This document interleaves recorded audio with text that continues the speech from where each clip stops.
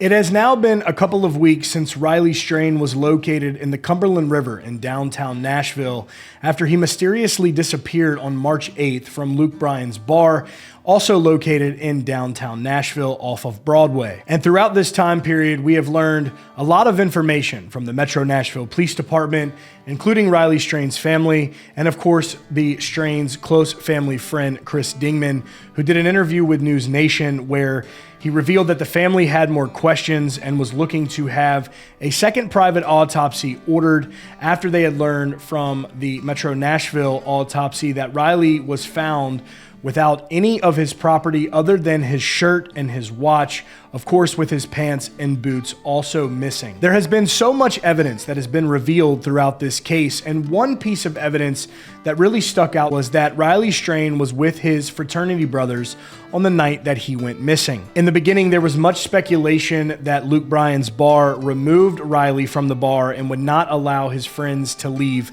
with him. When they made the decision to remove him from the bar, Luke Bryan's bar then released a statement. Here is the statement that they released in reference to the night. Their statement reads, "In an effort to help the Nashville Metro Police Department's missing persons investigation of Riley Strain, we proactively provided detailed information quickly after his visit to our business on March 8th. This information included all security camera footage, photos of Riley at our establishment with detailed timestamps, transaction records, and staff accounts. Additionally, we proactively engaged in communication with the Tennessee Alcoholic Beverage Commission and will continue to communicate and provide any records needed to aid their ongoing investigation."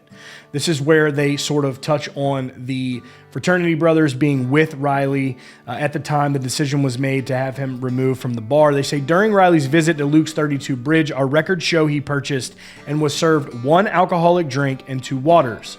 At 9:35 p.m., our security team made a decision based on our conduct standards to escort him from the venue through our Broadway exit at the front of our building. He was followed down the stairs with one member of his party. The individual with Riley did not exit and returned upstairs. Our prayers continue to be with Riley's friends and family during this difficult time." Now, another facet that was talked about with the fraternity brothers and the group of individuals that night who were together was that they were attempting to pay their tab at the bar, which may very well could be the reason as to why one of his members of his party went back in to finish up his bill. And now, just to be perfectly clear, according to the Metro Nashville Police Department and the evidence that we have seen in this case, there is no reason at all for the police to have any interest in speaking further or investigating further into the group that was with Riley that night. But of course, with how little we have seen maybe on this side of the investigation, Riley Strain's family, his dad, Ryan Gilbert, is now speaking out about that. He did a recent interview with News Nation where he touched on this, and we're going to get into what he had to say. And as you can see here up on your screen is the recent article from News Nation, the recent interview from News Nation with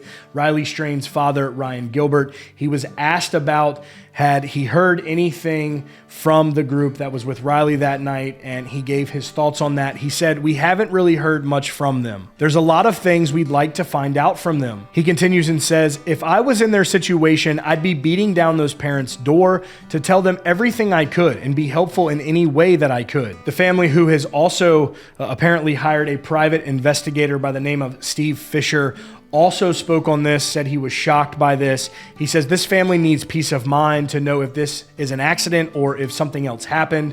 I would think everybody would be coming forward." The family's PI goes into a little bit more detail about this investigation and what they describe as roadblocks that he has encountered. He says, "I would like to know where the camera footage is from the county building that's just past the bridge. That building has multiple cameras on it."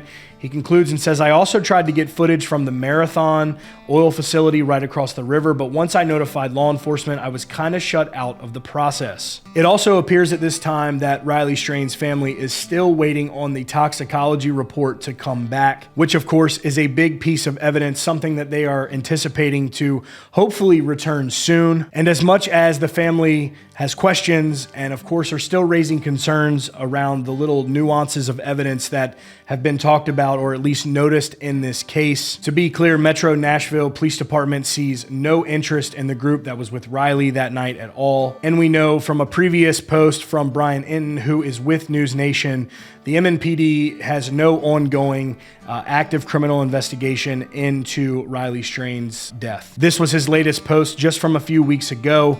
He writes, latest today from Nashville Police is no ongoing investigation into the death of Riley Strain, as there was no evidence of anything other than accidental death. A case that has truly been sad, a really terrible situation for any family to be involved in, especially when losing your son. Parents are not supposed to bury their children. And we are praying that these questions and concerns that Riley Strain's family has get answered sooner rather than later. That's your latest update here from CountryCast. Be sure to subscribe down below so you never miss out on any breaking news and updates.